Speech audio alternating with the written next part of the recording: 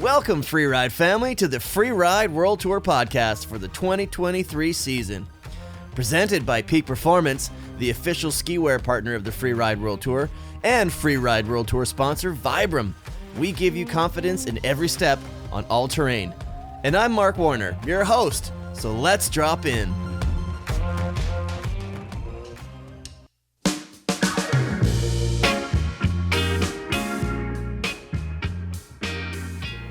Hello, Freeride family. Welcome back to the Freeride World Tour podcast. This is Mark Warner, and we have a special episode for you today.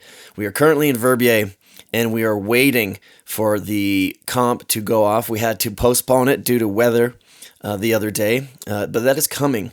So, to keep you entertained while we're waiting for the Verbier Extreme, we're going to give you this great conversation I had with Reine Barkered, who after 15 years on the Freeride World Tour has announced his retirement. The mayor of Stomptown, with 20 podiums and an overall title in 2012, is hanging up his skis. He's basically the mentor on tour, and the unofficial historian. His mind is a steel trap for all things freeride. Before we get to that, I spoke with Reine, Marcus Gogan, forerunner Juliette Willman, and broadcast announcer and FWT podcast co-host Mr. Derek Foose during the weather hold to find out what's going on in their heads and what they do while waiting for the comp to resume so that they can ski their lines. So we're sitting here at the weather hold. We're in the igloo building here. It seems like it's kind of like the pre-party to the after-party. They got tunes pumping, everybody's just chilling out. How hard is it to actually be relaxed? Everyone looks like they're relaxed in there, but I know deep down they're stressed out. Like, you guys are waiting to go. Like, what's going through your heads right now? You know, I was pretty nervous at the beginning, but now I've just been thinking about food. So I think I'm going to get some yam fries once we go back into the igloo, and comp's going to be on in the next hour, and we're going to be shredding. You guys, this is your last comp, Reine? Are you like chomping at the bit? Or are you happy that you had this little bit of an extension? I don't know. It would be really nice to get off, but this was one of those situations where it looks like it was so little chance for it to happen. So I think it was easier mentally to like be chill until it's go time. So that was pretty nice. Yeah, fair enough. And then we got Juliette Willman here, who is forerunning, so the pressure isn't fully on, but you still got to ski in front of all your friends. Right. Well, I'm not stressed at all. I'm just more concerned about the snow, and obviously it's tricky. Everyone's waiting. The riders are like up, down. So for me, it's like I try to stay positive and give like positive feedback if I have to, but it's gonna be tricky. I think I'd be more nervous if I were you. Yeah, you're going first. I know I have But to cut the face. we could do a little fun scene where I just go in there and shout, "Yeah, allez, allez, allez," and like get everyone all riled up, and then we hear the reaction when everyone hates me also. Because people are on edge, like there's like a little very sensitive trigger right in there now. Yeah. So yeah, that would be fun. So how, like, I know, Derek, you have a lot of people that kind of confide in you, the same way they do with Reine, just because you're a coach on the IFSA circuit. You're the broadcast announcer. You see things, you kind of ubiquitous across the Freeride World Tour, and I know a lot of people come up to you. Have you been having a lot of conversations this morning? What's the theme? Yeah, one of the big things that keeps coming up is while we're waiting, it's storming more and more and more and more. So the logistics are getting more and more complicated. We've still got to fly the start gate. They still need to ski cut or bomb or both. Basically the whole setup still needs to happen before we can even think about starting. And right now it's so windy, the cable car can't even run. So obviously a heli can't fly. So the riders for sure, and all of us, just like number one priority is safety. Yeah, great if we get a weather window, but there's still a lot to do before we can even drop Juliette to forerun. So time's ticking away here, and the weather is what it is, but optimism remains there. Optimistic. But yeah, just like you said, so many things that you do. Yeah. So like on these weather like windows, and you obviously have to wait. We're waiting. Are you thinking about your line and trying to stay focused and in game ready, or are you trying to like turn that off and be loose until you get the word and then you can turn it back on? I've just been trying to turn it off as much as I can, and especially seeing this weather, it's kind of hard to turn it on and look at your line when you can't even see the whole face. So yeah, just turn it off and stay loose until it's go time. Yeah, actually, that's the good thing when the weather is this bad. It's pretty easy to have it turned off. Otherwise, you kind of have to be ready at all times. But it feels like it's gonna be such a, you're gonna have time to turn it on if they go for it. Yeah. You get a mentally drain if you go in go mode all the time now. Now, is it hard to like not think about, okay, it's definitely going to be canceled, and start thinking to Tuesday or to whatever the next possible day is? Like, then that's the whole thing, is staying in the moment. Like, it could go, but also in your mind spinning, you're thinking about, well, maybe it's going to be at the next possible window day. And is that detrimental to like the mindset you need for performing? I'm kind of just trying to think that there's no competition at all, and I'm just hanging out in the lodge with my friends, and it's what the mindset I'm going for. You're just gonna go out for a ski. Just going out for a ski, waiting for the storm to blow away so we can shred some pow. Derek, is that how he was with the Worcester Freeride Club? Yep, pretty much always until he kicked out of the gate. I'd say 5 minutes before start time, like his start time, then the focus would come. But before that, it was about as loose as this, which is awesome. If you can hold that for an athlete, like on a day where the stress builds and the nerves build, and especially today when there's like all these unknowns, I think it's a great way to be, and that's the smartest way you can be. But putting yourself there is hard. It is, yeah. But like you said, it's the best possible mentality you can have. And I think if you want to do this for a long time and not burn out just from the competition stress, that's the mentality you have to go for. Like, yeah, I'm out with my friends until it's just go time, and then you're back with your friends again. How is the performance anxiety for the announcer's booth? Because you were telling me that you may have to sit in that seat all day. You got to be on as well, right? You got to know what you're doing. You got to stay sharp, Mr. Foose. Yeah, I'm prepared. Anna and I did all our homework, and now it's the same as these guys. I mean, there's nothing to do but wait, and if we go, then we'll have the time to prep. I get super nervous right before, but like an hour before, no. The last 5 minutes. That's very interesting. Oh yeah. Yeah, of course. Yeah. All right. Well, I guess there's really nothing to do but kind of hurry up and wait. Any tips and tricks, the things that you can think of that you might want to add to this? Yeah. Think about the beer you're gonna have later. Yeah. The beer would be a lot nicer though if we were able to compete today.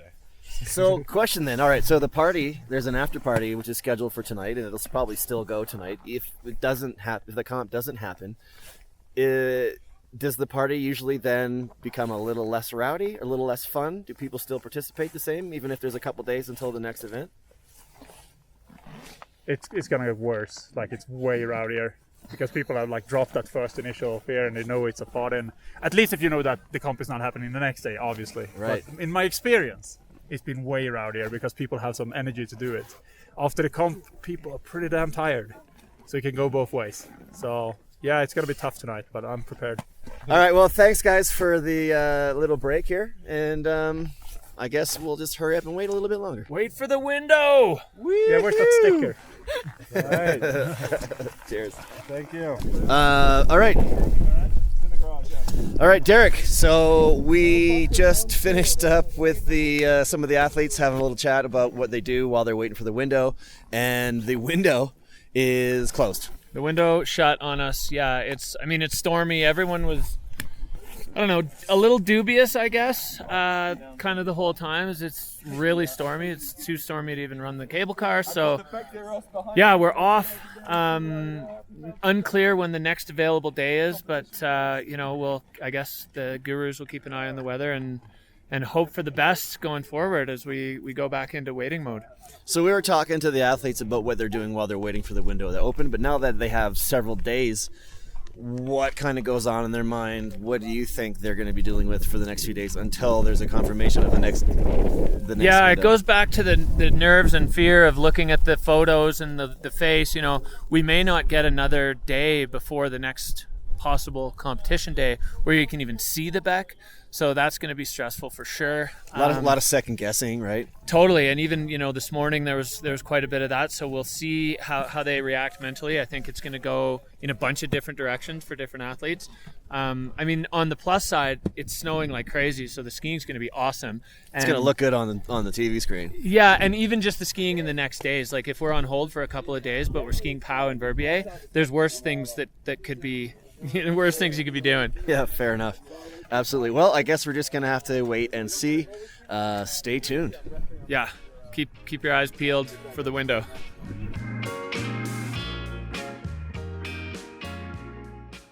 All right, so now here's my great conversation with the mayor of Stomptown, Mr. Reine Barkered.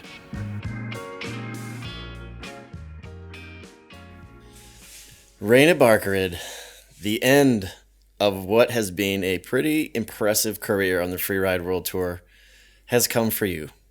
You've decided to call it quits. You're throwing in the towel. You're hanging up your skis. How are you feeling, my man? It's it feels like the right thing to do. Mm-hmm. Honestly, like it's been a great journey. I had a ton of fun, met a lot of fun people, but it's time to leave the floor for the new generation, and been feeling it coming for a few years now. So right. So now that this is the last event that you're going to compete in, I know you're super busy with interviews, podcasts, national media back in Sweden, all the interviews that you give throughout the Freeride World Tour and their affiliates. Have you had a moment to just sit with yourself and reflect on what this is and what this means for you? I wish I could say yes, but not really. Well, bits and pieces here and there. Mm-hmm. I was really hoping to come in and do that. At the same time, I know the game, and with the retirement announcement, I mean, it started loading up with more interviews than if you win all of a sudden. So it became pretty hectic, and then with the weather situation now and that we might go for tomorrow, that added a little bit to that stress, because the plan was to like really take it all in now. But right. From tonight, I'm gonna start doing just that. Well, that's good, because you've had probably the longest FWT career of anyone. Your first event, your first season was in 2012, am I correct? 2009. 2009. Oh, so you won in 2012. Yes, that's right. Oh, that's right. I knew I had that number. That was number, yeah. So you started in 2009. Yeah, with the qualifiers in 2008. With the qualifiers. And so I was speaking to a few of the riders and people that have been around, and I talked to Nico Halewoods, and he asked me for you to tell the story about your first event in Sochi. Yeah, I think maybe some of the listeners have probably seen it, because it made Jerry of the Day, that event, many years later. So we were in Sochi, Russia, for the Russian adventure, and an adventure it was. And I'm standing in the start gate. Kai Sakrison, one of my big heroes, is standing there looking at the drop-in, which is, I mean, in hindsight, like a vertical wall into like pretty bumpy stuff. It was good for a couple of people, but it wasn't good. Kai's like, I don't know, should you like come in here? And I'm standing behind it, like getting a little cocky, because I had a good season back home before. It's like, you just go in here, drop in, no worries, and then go out. And it's like, all right. So I drop in, just get bucked down into my boots, tip over and fell and hung upside down in a tree for quite some time. Yeah.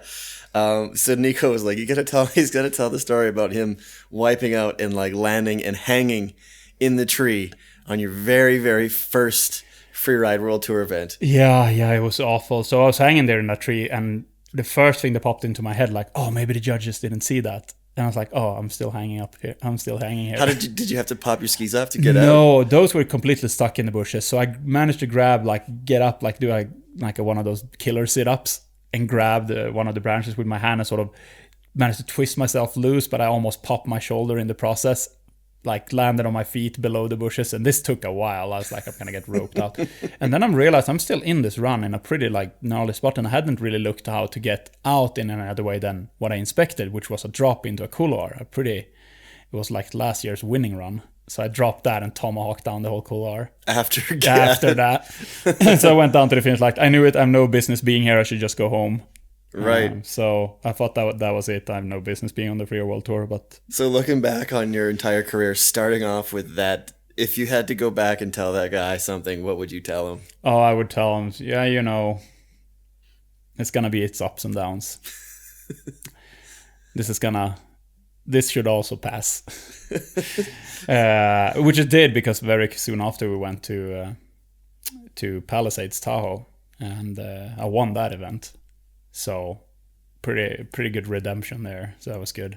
And I remember Nico called me, and it's like, because this was the first years of the tour, so the organization obviously also tried to figure out like how we're gonna handle this. Because they knew like, oh, this is a good rider, we want to keep them on the tour. So they were very supportive with like calling me up like, hey, you should really go and do these qualifiers, because back then you could actually do the qualifiers to gain point into the actual tour at the same year. Oh wow. Something like that. I don't remember exactly how it was, but it would be beneficial to do some of the qualifiers. And he told me like, yeah, you should really do that, because I believe you can make this. And I was again, for whatever reason, a little cocky, is like, I'm just gonna win the next one, and I did. Well, there you go. So love that story of how things got started for you, and I'm sure even you wouldn't have realized that 15 years later, you'd be 15 years, 3 different decades of your life. You would be retiring at the age of 40 from the Freeride World Tour. Do you know how many events that you've done over the course? Do you keep track of that sort of thing? No, but I think the tour did added it up a few years ago, and I remember it's up in the 70s, if not more, events. So it's not like Alpine racing where they have tons of events every year, obviously. So it doesn't add up to as much as you think. Right. But then if you start thinking really about it, standing in the Freeride World Tour start gate for 70 or 80 times, it's quite a lot. It's a lot. And I've done other events other than that too, so it's probably well over 100 starts. Oh, that's impressive. Okay, so from hanging upside down in a tree in your first event to becoming the mayor of Stomptown, was there a specific moment or a specific event or a run that earned you that nickname? Where did that originate from? Oh, that's a good question. Yeah, so I know where the nickname came from. The announcers we had back then start calling it out after a few events. I'm not sure if it was a specific event. It was probably the events had added up that season, and I have landed like cliff after cliff that was pretty difficult. So all of a sudden that name just popped up, and it stuck with me. It might have come actually from the 2013 Extreme Verbier, because I landed at Hollywood after 5 people had completely blow up on it. So maybe it was then. So you watched 5 people eat it, and then you were like, I'm still going to do this. Yeah, but not with that type of confidence in my voice. But yeah, basically a friend actually, my good friend Henrik Utter from back home, he was on the phone with him. He usually gives me a little tip what he sees, and it's like they just screwed up. You got this. That's like awesome. Just go a little bit different direction. And it's also impressive because you were on the tour at the same time as guys by the likes of Hugo Harrison. Hugo was the judge when I was on tour. Right, and being able to be called the mayor of Stomptown with a guy like that on tour still? Yeah, it was tough. We were like, I say, I'm the mayor. Is he then the supreme leader of Stomptown, or is it? maybe that is what you're going to be developing into now that you're retiring, is the supreme leader of Stomptown. Grandpa Stomptown. The grandpa Stomptown. Well, now you've got a little one. Yes. The counselor of Stomptown, potentially. Yeah, the little gremlin of Stomptown. Speaking about your little one and your family, Jackie, it's another thing that the tour kind of has brought for you is a family. You met your wife and partner, Jackie Passo, on the tour as well. Yeah. So talk about that a little. How did that kind of come about? And is that something there's probably nothing you really expected, but like I said, the Freeride World Tour has been more to you than just a job, just skiing, just a tour. It's done so much more. Yeah, it really has. And now when you mention it, that's why because it feels like I have a deeply rooted like attachment to the tour, and that's probably one of the reasons why I didn't meet my wife here, and that ended up creating a small family. So, and we always talk about the Freeride World Tour being a family, and you were like, "Hold my beer." Yeah, hold my beer. Well, I saw this girl that was hucking bigger than anyone, and I was like, that one. But it wasn't that easy, no. But I came third in an event in Chamonix, and JT Holmes, that was on the tour at the same time, he came up like, "Oh, you're third. That means you have a 60% higher chance of meeting a girl tonight." And that's when I met Jackie. Did you really? Yeah. And then was it kind of a secret relationship for a little while during the first year or two? Oh, there's no secret on the tour back then. Like the gossip ran faster than the weather call. I don't know. It's that went fast. But then I suppose from just seeing each other to being a thing, I guess it takes a lot longer. But no, it's pretty fast anyway. Cool. So in continuing on kind of with the theme of relationships, the last several years you've been traveling and hanging out with some of the Swedish crew, Reine Barkered, Christopher Turdell. And that's just the last few years. Have you gone through different stages and groups as people have come onto the tour and have left on the tour? There's definitely been people coming and going that I've been hanging out with. My first year I qualified at the same time as Ville Lindberg, another Swedish freerider. So we did the tour together quite a few years. He didn't make the cut the first year, but then came back on. So we skied quite a bit. There was like us, and then it was Kai, Henrik, and Sverre. There was like the Swedish crew and some of the girls with the Hargin sisters. And so, yeah, to answer your question, yeah, it's been a lot of group that's come and gone and changed. The worst was when I was the only Swede for, I think, one season. That was not so great. But then, of course, outside of the Swedish riders, we had a little group we hang out with. Aymar, when he came on board, we started hanging out quite a bit, and it's been pretty easy to hang out with everyone on tour, really. But definitely your tight-knit travel group has changed quite a bit over the years. Yeah, is that one of the hardest things about tour life? Is year after year is having people, you create these great friendships, and you spend this full season with them, and then whether they qualify or not, you may have these people that ended up leaving, whether it's their choice or not. Is that one of the harder things? It's one of the harder things in the sense of like you miss your friends. For the travel part and how you deal with the competition, you figure it out, and you have all these other riders that you can share with. And keep in mind, I met Jackie pretty early on in the tour, so we always also had, of course, our little group. That was, we were always traveling and staying together. So that part didn't change all that much, but I was sad showing up the next year and realized like, oh, where's this person? I was like, oh, but he didn't make it. Like, oh, really? Yeah. Oh, damn it. And that happened like year after year. It was terrible. With that, back to Jackie, it's great because you have a consistent roommate. Yeah, because it's roommate, someone to share the car with and all of that. That actually makes stuff very easy, because I talked to the solo travelers and like, I tried to reach out to this guy, but he was already in a full car. Can get messy, So you always had that security. Right. And then question for you is, obviously in relationships, sometimes you agree, sometimes you get on each other's nerves. Yeah. Sometimes you have a great run, sometimes you have a bad run, and you're just foul to be around. How is it navigating that? Yeah, that was probably one of the hardest things to be. As nice as it was to travel together, and actually the traveling and living together always worked pretty well. That was not so stressful. But yeah, if one of us had a bad day or something, that's the hardest part to deal with, because you might be super stoked that you did well, the other person ate shit and are bummed and don't want to have anything to do with anything. That's pretty tough. Yeah, when you're like on the top of the world because you've done so well, but your partner is like in the at depths. The bottom. Yeah, and you're the support person too, so you're like, not a super place to be. Yeah, that must have been quite awkward at times. Yeah, that got awkward, but that's the small part of it. The worst part, of course, was that you had to be extremely nervous 2 times in a day. Right, for yourself, but also for Jackie, and vice versa. That was a huge mental drain for the competition, because I know the first year when Jack had retired, I realized how much more comp day energy I had, and I realized it's because I could focus on just me and my well-being, and of course looking out for my friends too, but like the stress of having, okay, Jackie, come on, you got this, and went away a little bit. Which sounds really mean now when I say, but that's how it is, Not mean at all. It's just, exactly. Like, it's like, okay, cool, I can focus on myself, right? When in life, there's always the one. Yeah. Look out for number one, but in your case, look out for number one, but then 1A. Yeah, exactly. And it's not like she asked to or she did for me, but you do automatically. Right. There's no way around it. So I was talking to Xavier De La Rue, who was on the tour for like about the same length of time, actually. Length of time, yeah, for sure. I wonder, was he on the tour longer, or were you? No, I was, but he was on a tour for long. I think the second longest is Drew Tapke. All right. So I spoke with him this afternoon, and I was like, "Hey, do you have anything I should ask Reine about?" And he said, "How have you been able to continue your motivation for being on the tour versus doing what a lot of the riders do, is stay on the tour for 2 or 3 or 4 years, make a name for themselves, and then move over into like the filming world?"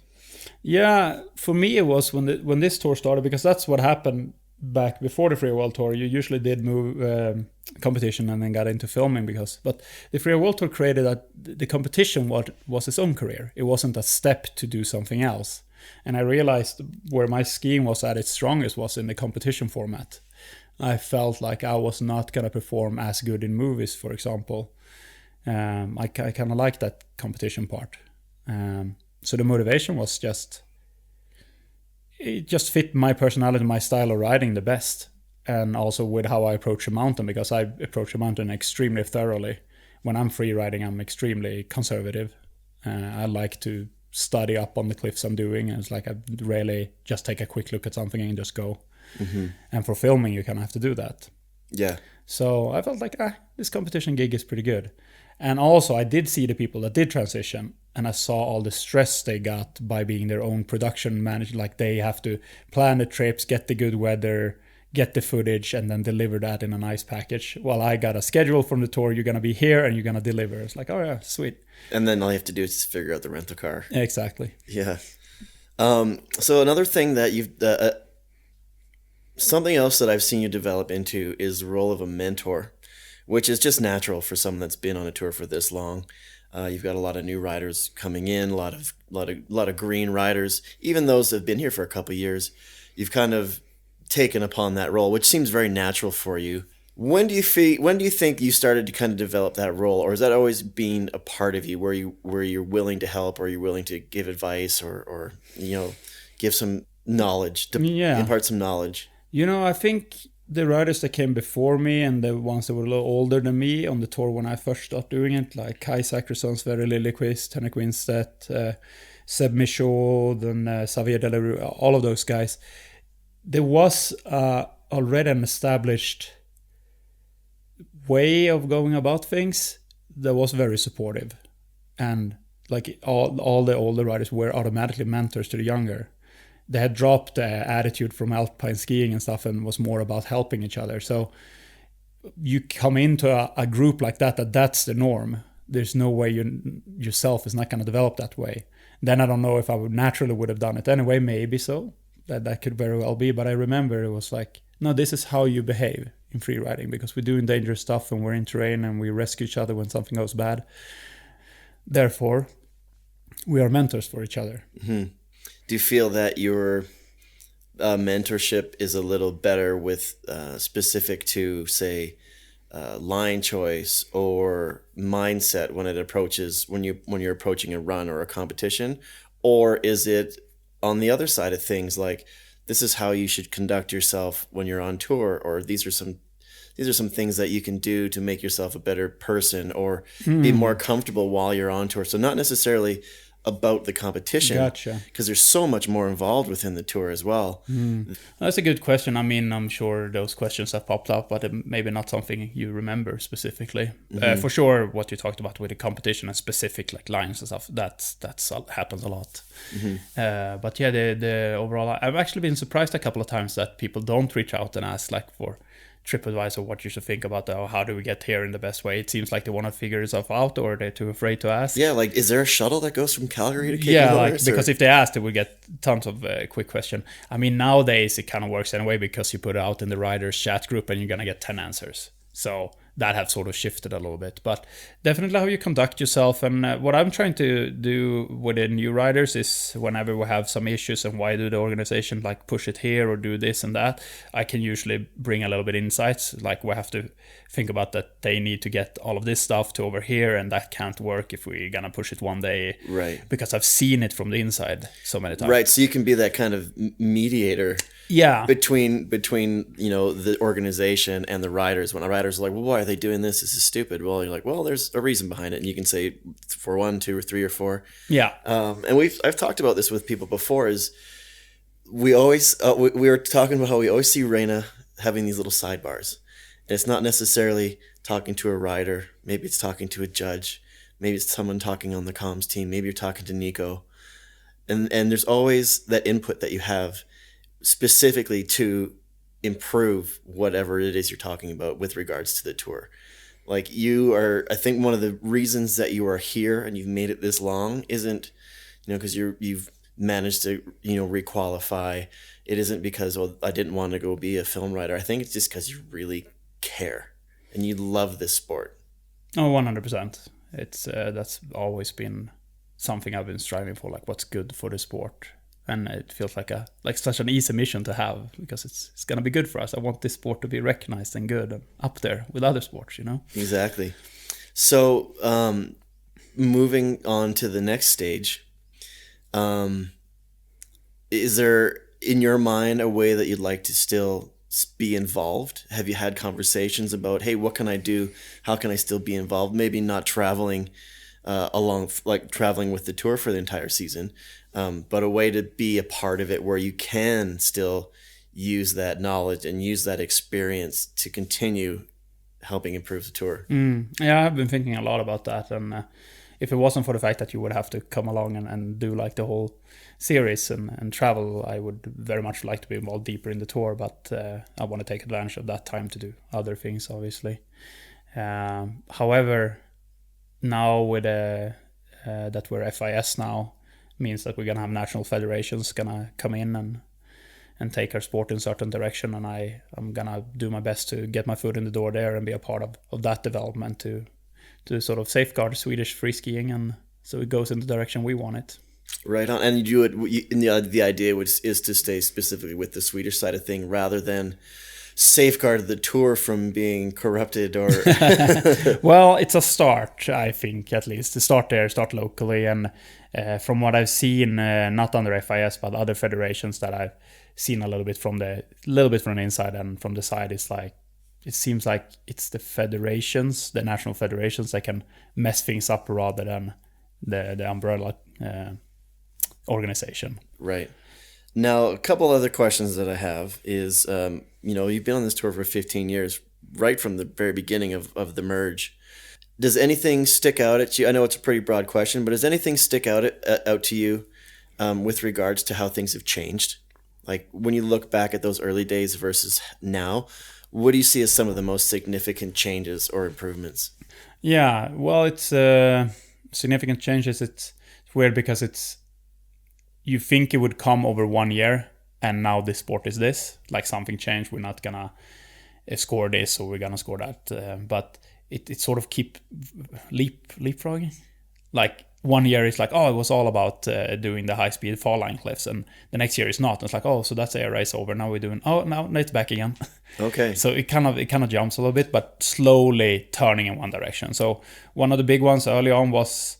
And I don't think that really was a thing when I got in it either, but you saw remnants of it, and it was like the real extreme skiing, where you're in extremely uncomfortable places, not necessarily skiing that fast, you're almost walking over some rock, do an acid drop into a stop turn. Full Billy Goat. Full Billy Goat. I saw a little bit of it, but that was already on its way out. But it was a shift, clearly, to the more high-speed fall line runs. And then, of course, the introduction of more freestyle. Freestyle was quite a bit already when I started doing the tour. I mean, 2010 Cam did it and threw sevens all over the place. So it wasn't like that was a new thing. It just went away for a while. It went away for a little bit, but it was still there. A lot of people threw huge backflips. The big difference was that there was a lot of crashes on it, and it didn't score all that well. You would still have to ride a really solid line, and if you can throw a backflip in there, great. But it wasn't a requirement. Now it's absolutely a requirement. Yeah, so that's the biggest. We saw 720, cork 720, and a backflip in the same run this year. Yeah, that's what you got to do. Considering last year was the first double backflip we've had, and now there's been half a dozen. Yeah, it's crazy. That's the real reason you're out, isn't it? Well, I talked to guys that are extremely good freestyle skiers. Like, I don't do doubles. I don't want to do this. But that's fine. I think that's a result also what we ski for mountains. We haven't been lucky with snow years or the type of mountain we got to be riding, because if I look in the tour 7-8 years ago when we skied some pretty big mountains throughout the season, maybe one little more mellow one, you would probably have to there will be more events where you just like, you can't throw a double here. It's just not going to happen, and you need to just send these cliffs. So based on that, do you have any concerns about the evolution of the sport getting to a point where it just becomes unrealistic? Say like the spin to win in a lot of gotcha. like freestyle, there's a lot of the spin to win where people are starting to go, hey, well, where's the limit? Yeah. Are you concerned that's how freestyle is going to, or how are you concerned with that's how freeride is going to move to? I'm not overly concerned because that pendulum, it's always swinging, and we've been quite heavily on the freestyle side, but I see a lot of the younger riders, they are very like, yeah, we're gonna throw tricks, but it's going to be on big mountain lines. Because I feel like even the younger generation now, they want to be, we need to safeguard our own thing. We want to be good at what we're doing, which is big mountain or free riding. If we go too close to the slopestyle side, we're just going to be a bad slopestyle event. Right. So I feel like that will fix itself. But yeah, of course, as a traditional big mountain skier, I can feel like sometimes it goes too much towards tricks. But I'm not worried that that's going to be like a long-lasting thing, because there's going to be tricks on big mountain lines in a few years only. So that's going to be pretty cool. It's going to be pretty exciting. Do you have any regrets? Any regrets? Regrets might be the wrong word, but no, is there anything that you've left on the table that you're like, man, I wish? Oh, well, there's the tiny stuff, like I wish I didn't bail on that drop in Verbier on 2013 because it was flat light and a bad landing, because it cost me the title. It cost you the event and the title. Though I have a few of those. Would you have retired then? Yeah, I actually thought that when I came down, like, if I wanted then I had to retire, and it just felt like that would have been too early. Right. Yeah. So almost maybe it was meant to be, so you could continue on. That's what I keep telling myself. At least. And same with the backflip. I crashed over here in Verbier 2-3 years ago when I had a pretty good run going, but I also knew without that backflip I wouldn't win. You also had the chance to win both then too, didn't you? Yeah. Yeah, for sure. I think that happened to me 3 times. But that's how it is. That's the sport, and you can't regret that. It just it wasn't that day. It could have gone the other way, or I could have jumped that drop and blow out the knee too, if you want to go down that path. Right. So no regrets on that. Well, then let's shift it and be. Are there any highlights? Can you? I know that you have a big career, and I'm kind of putting you on the spot. But is there any? Does anything pop out for you? Like, do you have a run that you keep thinking about? Or was there a moment, if there's any moment in time that it might pop into your head where you're like, wow, that was pretty special? I want to say these last 15 years in total has been really special and just an awesome time, which is true. But if I have to say something that stood out for me, and maybe it will surprise some people, is one of the runs I had in Verbier here, 2010, was the only time I was like fully excited to, not the only time, but I was like super excited to drop in, because we got to do a rerun. I rode the day before and was semi-happy with my run, but like I could have done it much better. Comp doesn't go all the way through because weather came in, so we got to restart the next day with 15 centimeters of fresh, and I was so good to go. And I did my best line I think I've done on the Bec with like 6 drops or something, full speed. 6th place, like my worst result without crashing, at least then. But it still stood out to me as like that was some of the most fun I've ever had. Right. And it was on a massive run, and I was so happy with myself. And it's amazing to me that a lot of these riders are more happy with their performance than with their result. Yeah. And I think that's what you have to be if you want to be good. I have some win with a run that I was extremely unhappy with, and objectively maybe it was the best run of the day, but everyone was struggling just as much as I was. I was just a little bit more lucky and got away with it a little bit more, and I won. And I was like, I didn't feel that feeling that I did when I was 6th place with the amazing run. Right. And I think if you don't have that feeling, if you're happy with whatever, you're not going to develop as a skier. You have to be happy with your performance, not what the judges give you. So I was thinking one of the things that you possibly could do with the tour moving on is become the official FWT historian, which we've been joking about off and on, is because whenever something happens and someone will comment on it and it's incorrect, Sure enough, there you are in the comments being, well, actually, no, that wasn't it, or this was when it was. It was actually this date, and the temperature was 14 degrees, not 15, like you said, and it was a right 3 instead of a left 3. Oh, I would have missed that. But, oh yeah, that sounds extremely annoying. But that's what it is. Like, but that shows me how much you care and love the sport. Is that those memories stick into your mind where you're like, oh, I'm aware of these things. Yeah, I was there.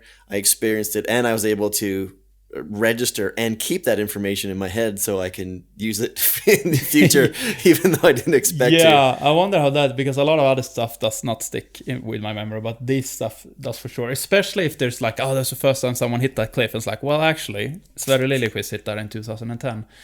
But that's more because, if anything, I'm all about fairness. And if someone has done something before, and then you kind of want, credit is where credit's due. All of that. So a lot of that stuff is like, actually. I saw just one the other day where they claimed it was the first time the women are going from the same start as the men, or the top. Now it's not maybe the top, but still I was like, but then actually a friend of mine jumped in, or Lorraine Huber, I think it was, like, actually, yeah, the women start from the top back in the day. Maybe we could get you on as like the color analyst. Like, yeah, I mean, I should give a hotline so they always can call me if they're in any doubts. Like, do you know that cliff? Like the stats guy in the truck. That's amazing. I'm gonna call a friend. Yeah, let's check with Reine on this one and make sure you're just on call during the events. Yeah. So wrapping things up here, I want to give you an opportunity to kind of wrap things up and just give us some of your thoughts on what it means to you, what this career has meant to you, and just feel free to speak your mind. Oh wow. Yeah, I suppose with the risk of repeating stuff that I wrote on social media about my retirement, but it's been a hell of a journey. I had 15 incredible seasons here and met a lot of amazing people, skied a lot of amazing places, and I don't know what kind of person I would be if I didn't do all of this, and I don't really want to think about it. Like, I have my son because of this, and everything I have is because of this. And yeah, who knows, maybe if I didn't do this I would be a multimillionaire because I invented something. So, but either way, I'm really happy where I am, and it's all thanks to this split-second decision to try to go into pro free skiing. I want to take the opportunity to really thank Nicholas Hale Woods and the whole organization, and Lolo and everyone who's made the Freeride World Tour possible. I don't think people realize what we had before the tour. I did a lot of competition before the tour, and it was just really good events for sure. But there was no organization. There was like no. So it was kind of loose and expensive. A lot of fun, but it's like we didn't have a serious series, and they had a vision to and work ethics to actually pull this through and do this, get all these huge sponsors to believe in this sport. And that to me was just incredible. I think today people take it for granted. Of course there's an organization that can do it. We were so blown out of the water that people could pull this together because they were all, Nicholas is a free rider too. It's like free riders are good for nothing. Yeah, right. Bunch of ski bumps. Bunch of ski bumps, exactly. And it was amazing that could happen. It's that, and just everyone who supported me, and I had the patience that I'm disappearing all winter and be able to deal with all of that, and all my friends that had listened to my nervousness, my whining, my happiness, and talking about the same old stories for 15 years straight. I just want to say thank you to everyone and all the fans that like what we do. It's just incredible. Well, on behalf of everyone, we thank you. Thank you. Thanks for listening, everybody. And thanks to Peak Performance and Vibram, sponsors of the FWT podcast. Please make sure you're subscribed with your favorite podcast app and give us a review if you're so inclined. And stay tuned for the Verbier Extreme, which will be dropping in just a matter of days. Thanks for listening. Talk to you soon.